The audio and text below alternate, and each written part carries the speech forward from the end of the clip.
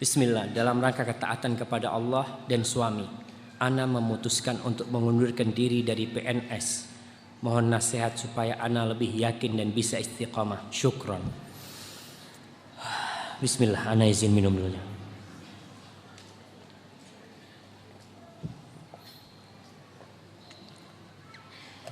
Nah, ingat bahwa yang wajib memberikan nafkah dalam keluarga adalah suami.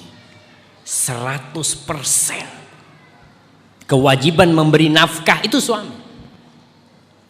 Allah Subhanahu wa taala berfirman, "Ar-rijalu qawwamuna 'alan nisa bima faddalallahu ba'dahum 'ala ba'din wa bima anfaqu min amwalihim."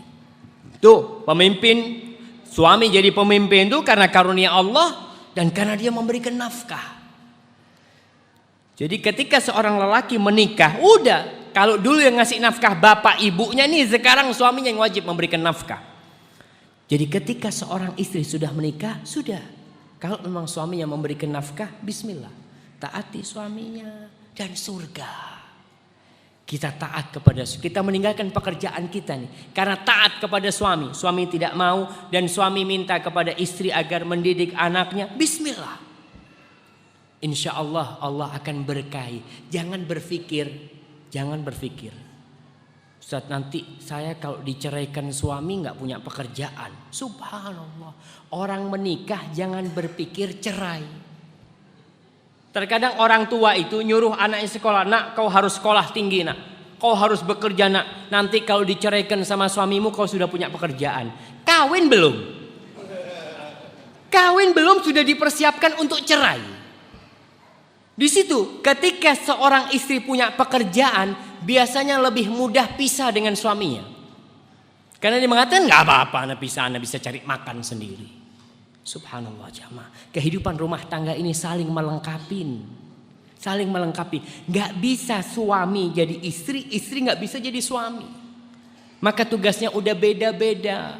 Kalau sekarang ada yang mengatakan gender itu, para penggiat gender, aktivis gender ya, yang mengatakan ketika wakil presiden kita Bapak Yusuf Kala hendak memberikan 2 jam bagi wanita hamil atau wanita menyusui agar dia boleh telat ke tempat kerjanya. Itu ditentang oleh para aktivis gender. Kata dia apa? Oh, ini termasuk diskriminasi terhadap wanita. Emangnya didik anak itu tugasnya perempuan aja? Tidak, suami juga bertugas didik anak. Iya betul, tapi udah dibagi-bagi tugasnya. Tugasnya suami itu memberikan nafkah. Istrinya ini dijadikan ratu, bukan dijadikan kuli, bukan dijadikan penjaga toko. Subhanallah. Terkadang ada wanita-wanita yang dikatakan Masya Allah wanita ini bekerja. Kerjanya di hotel atau di restoran. Apa kerjanya? Anda ingat Ustaz Zainal Abidin, dia cerita kerjanya cuma bukakan pintu, monggo. Nanti datang tamu lagi, monggo. Sampai berpuluh-puluh tahun bisanya cuma monggo. Oh, kerja saya apa? Monggo kerjanya. Dia berpikir orang kalau di rumah itu tidak bekerja, dusta dia. Bagaimana seorang istri yang jadi ibu rumah tangga tidak dikatakan bekerja, itu satu kebohongan. Dan ini kedoliman kepada para wanita. Mereka tidak menghargai. Tanyakan kepada umat, bagaimana Imam Syafi'i bisa menjadi imam? Ibunya. Kita tanyakan presiden-presiden yang jadi presiden, kemana ibunya? Ibunya yang menyiapkan anaknya.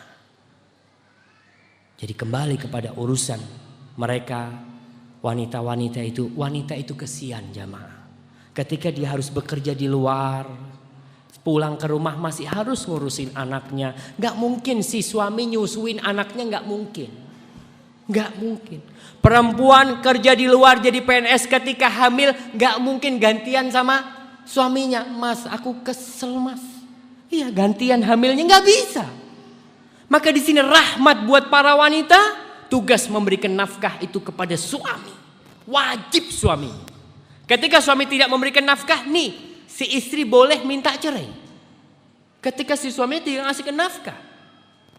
Maka perlu hati-hati. Jadi tadi ini wanita, insya Allah dengan engkau berhenti dari PNS ini, kalau memang harus ngurusin anak dan taat kepada suami, katakan sami'na wa ata'na. Dan Rasul sallallahu alaihi wasallam pernah ditanya, siapakah wanita yang paling baik?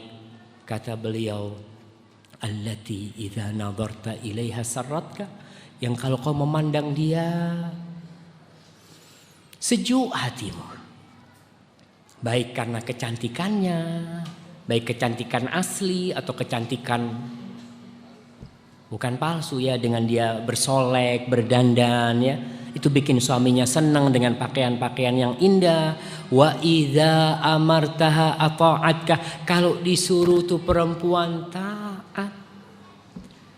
Wa idza ghibta anha hafizatka fi malika wa farjiha, kalau kau sedang tidak di rumah, maka dia akan menjaga kehormatan dirinya dan hartamu.